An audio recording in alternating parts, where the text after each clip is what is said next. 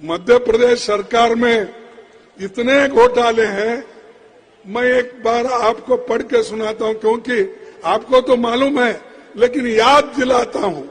जब आप वोट को जाते हैं वोटिंग करने के लिए, तो आपको ये मालूम होता, क्योंकि मैं तो पहली बार आया हूं। कम से कम मेरे को देखने के बाद तो आपको याद आएगा कि यहाँ क्या हुआ था, हमने क्या याद दिलाया। जब व्यापम घोटाले में युवा खुदकुशी कर रहे थे, तब मोदी जी कहां थे? व्यापम घोटाला इतना बड़ा हुआ, मोदी साहब उस वक्त आपको मध्य प्रदेश याद नहीं आया, ग्वालियर याद नहीं आया, भोपाल याद नहीं आया, कहां थे आप? वो उस घोटाले की इंक्वायरी करो, ऐसा हमने पार्लियामेंट में, मैं खुद उस वक्त लोकसभा का मेंबर था और अपोजिशन लीडर भी था, उस वक्त हमने उठाया, हमारे मेंबर्स ने उठाया, लेकिन कोई प्रधानमंत्री, एजुकेशन मंत्री, कोई भी इसके बारे में अपना मुंह नहीं खोले। पूरा वो हमेशा ऐसी चीज आते ही पूरा पट्टी लगा लेते, मुंह को खोलते ही नहीं। जब खोलते हैं तो हमको कुछ गालियां देने का रहे तो पट्टी खोलते हैं।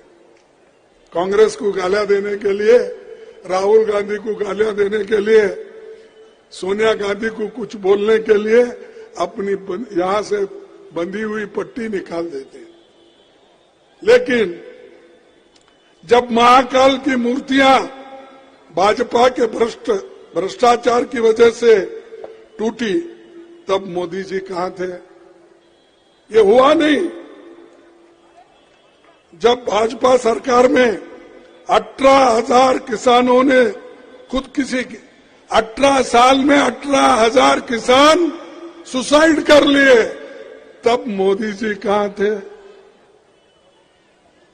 जब भाजपा नेता हमारे आदिवासी भाइयों के मुंह पर पेशाब करे, आदिवासी बच्चे के मुंह में जो पेशाब किए, किसी की हुकूमत थी?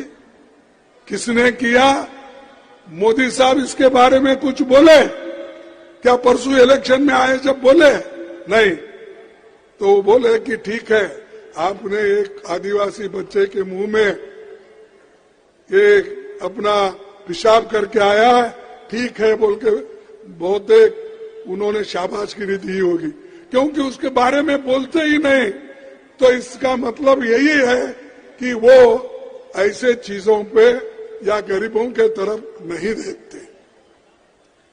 और एक बात मैं कहूंगा, ये बहुत से घोटाले हैं। ये नर्मदा रेत का घोटाला है, 10,000 करोड़ रुपए। व्यापम घोटाला तो आपको मालूम ही है।